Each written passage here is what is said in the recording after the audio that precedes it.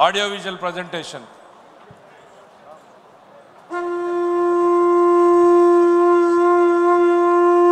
మహావేడుకల నింగి నేల పసుపుమయమై పరవశించేలా అంగరంగ వైభవంగా జరుగుతున్న మహానాడు పండుగ వేళ 10 కోట్ల తెలుగు తమ్ముళ్లకు, ఆడపడుచులకు, రైతన్నలకు, శ్రమజీవులకు, దేశ విదేశాల్లో తెలుగు కీర్తి పతాకాలుగా వెలుగొందుతున్న మన బిడ్డలకు వివిధ రంగాలలో తమ ప్రజ్ఞ పాఠవంతో తెలుగు తల్లికి సాంస్కృతిక, సాంకేతిక, సాహిత్య నీరాజనమిచ్చిన కళాకారులకు, మేధావులకు, శాస్త్రజ్ఞులకు, విఘ్నులకు, ముఖ్యంగా నా పసుపు జెండాను కుండెల మీద మోస్తున్న తెలుగుదేశం కార్యకర్తలకు నా హృదయపూర్వక నమస్సుమాంజలి.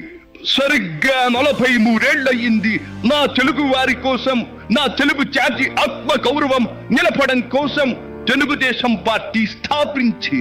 నేను స్థాపించాను అనే కన్నా పుట్టింది అనాలేము.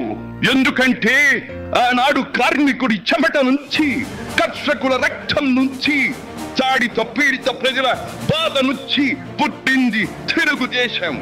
కులమత వర్గాలకు అతీతమైన నవ సమాజానికి సరైన నిర్వచనం చెప్పేందుకే తెలుగుదేశం పుట్టింది.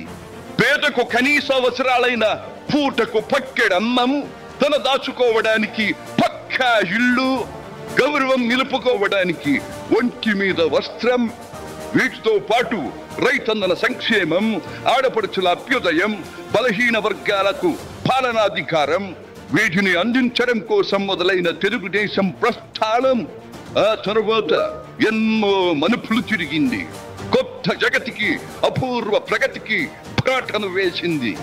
హైదరాబాద్, సికింద్రాబాద్లకు ట్యాంకు బండతో నేను సాంస్కృతిక వారధి కడితే, ఆ తరువాత సైబరాబాద్ అనే కొత్త నగరాన్ని పుట్టించి తెలుగు నేలకు, ఆధునిక ప్రపంచానికి సాంకేతిక వారధిని కట్టించిన వాడు చంద్రబాబు. లక్షల రూపాయల జీతం గురించి ఏమారైనా కలగన్నామా?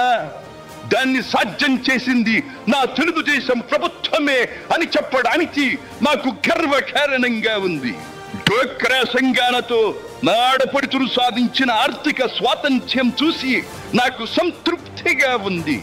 గోదావరిని కృష్ణమ్మతో కలిపేది ఎప్పుడో పోలవరం తెలుగు వారికి దేవుడిచ్చిన వరంగా రూపొందే శుభదినం ఎప్పుడో అని ఆనాడు నేను పలవరించాను. పట్టి సీమతో ఒకటి నెరవేరింది. పోలవరం పూర్తితో మరొకటి ఇంకా 2 ఏళ్లలో నెరవేరబోతోంది. రెక్కలు ముక్కలు చేసుకున్న దొక్క సగం నిండని పేద ప్రజానీకారికి ఇంత ఆదరవు కల్పించడానికే ఆనాడు కిలో 2 రూపాయల బియ్యం పథకం పెట్టాను. అటువంటిది P4 కార్యక్రమంతో పేదకు పేదరికం నుండి విముక్తిని కలిగించి బంగారు కుటుంబంగా తీర్చిదిద్దే చంద్రబాబు ప్రణాళిక అహో అద్భుతం, మహాద్భుతం. శాతవాహన సామ్రాజ్యానికి ఒకప్పటి రాజధాని నగరంగా బాసిల్లిన అమరావతి పేరిట నేడు నిర్మాణం జరుపుకుంటున్న ఆంధ్రుల రాజధాని నగరం దేవేంద్రుడు సైతం అసూయ పడేలా, మయూరి సైతం అప్పుల పడేలా రూపుదిద్దుకోవాలని మనసారా దీవిస్తున్నాను. క్రమశిక్షణాపూరితమైన అభ్యుదయ సమాజ నిర్మాణ శక్తిగా యువతను మలచడం కోసం ఆనాడు నేను కలను కన్నాను. యువగణానికి ప్రాధాన్యమిచ్చి యువశక్తికి పదును పెట్టి నా కలను నేడు తీరుస్తున్నాడు నా మనవడు లోకేష్. అంతేకాదు, అధికారానికి సరైన నిర్వచనం మానవ సేవ అని ఆనాడు నేను పాటించిన నియమాన్ని నేడు గతంలో ఆచరించి పార్టీ కార్యకర్తకైనా సాధారణ పౌరుడికైనా అండగా నిలుస్తూ నా వారసత్వానికి వన్నెదిస్తున్నాడు లోకేష్. గగనసీమ నుండి ఇది చూసి అయ్యారే ఫలా ఫలా మనవడా ఫలా అని మురిసిపోతోంది నా మనస్సు. ఈ దేశం మనది, దేశ సమైక్యతే మా సిద్ధాంతం, మా రాష్ట్రాభివృద్ధే మా దేశాభివృద్ధే మా లక్ష్యం అంటూ ఆనాడు నిత్యం నినదించేవాడి. ఈనాటి వికసిత భారత్, వికసిత ఆంధ్రప్రదేశ్ గురించి వింటుంటే ఇదే కదా నేను కోరుకున్నది అనిపిస్తోంది. చివరిగా ఒక్క మాట, చెరుగు నేల నలు చెరుగులా పాడి పంటలతో పారిశ్రామిక వికాసంతో పరవశించాలని తెలుగులాట ప్రతి ఇంట నిత్య వసంతాలు చెందాలని ప్రజల కోసం అంకిత భావంతో ప్రభుత్వం చేస్తున్న కృషి ఫలితం కావాలని ఆకాంక్షిస్తున్నాను. సెలవు. సర్వే జన సుఖినో భవంతు.